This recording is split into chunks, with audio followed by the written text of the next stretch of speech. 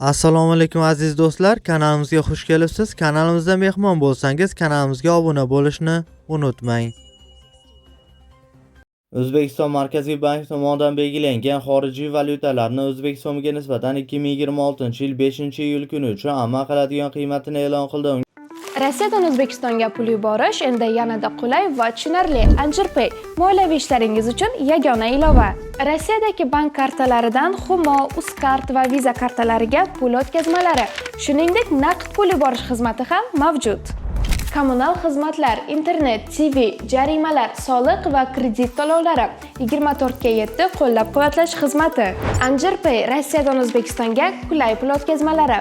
Ilovani barcha platformalardan yuklab oling.